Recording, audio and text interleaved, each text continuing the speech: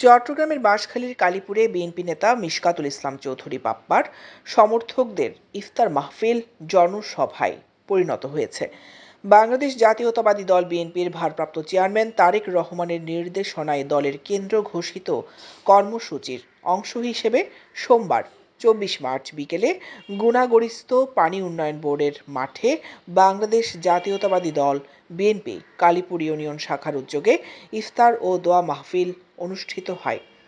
Kalipur union বিএনপির senior যুগ্ম আহ্বায়ক নুরুল ইসলামের সভাপতিত্বে ও সদস্য সচিব রবিউল হাসান শাপলার সঞ্চালনায় ইফতার ও দোয়া মাহফিলে প্রধান অতিথি হিসেবে উপস্থিত হয়ে বক্তব্য রাখেন চট্টগ্রাম দক্ষিণ জেলা বিএনপির যুগ্ম আহ্বায়ক মিশকাতুল ইসলাম চৌধুরী পাপ্পা। বিশেষ অতিথি হিসেবে বক্তব্য রাখেন বাঁশখালী উপজেলা বিএনপির সাবেক সভাপতি শহীদুল ইসলাম চৌধুরী বুলবুল, সাবেক সাধারণ সম্পাদক আমিনুর রহমান চৌধুরী, উপজেলা বিএনপির আহ্বায়ক মাস্টার মোহাম্মদ লোকমান আহমেদ, উপজেলা বিএনপির সদস্য সচিব রেজাউল হক চৌধুরী, ফজলুল কাদের, সাবেক সাংগঠনিক সম্পাদক মুবিনুল হক চৌধুরী, যুবদলের সাবেক সভাপতি মোহাম্মদ মহসিন, নবাব চৌধুরী, রাসেল চৌধুরী, হেফাজ উদ্দিন চৌধুরী, আব্দুল মান্নান, মামুনুর রশিদ, আব্দুস সবুর, দিদারুল আলম, শাহেদুল ইসলাম, মিজানুর রহমান, নাজিম উদ্দিন শিকদার।